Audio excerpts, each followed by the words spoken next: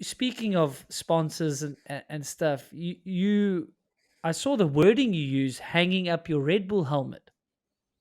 Hmm. So is that a mutual thing? Is that this walking away from serious competition? Like, yeah, I don't think we've chatted about that. Yeah, that's an interesting one.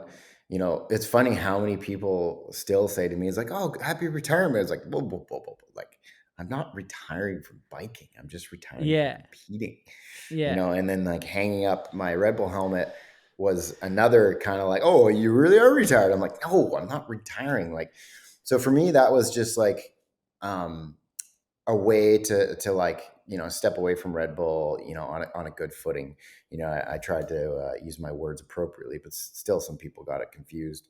But that one, it was Red Bull has like basically a limit to types of athletes in every country. And in Canada, mountain biking, as we all know, is a really big focus for the brand because mountain biking is so huge in Canada.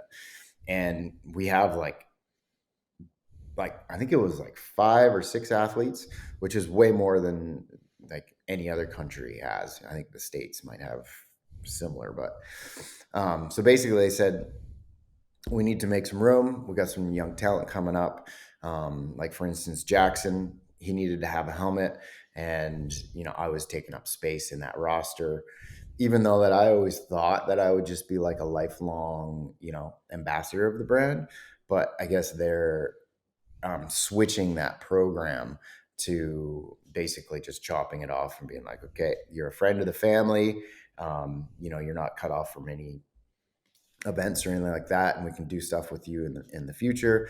But in terms of rocking a Red Bull helmet and getting the full support, we just chop it off and make some room for the next generation, which was Jackson, which I was pretty stoked to see him, take a seat in the Rebel ranks because he is definitely deserving of it.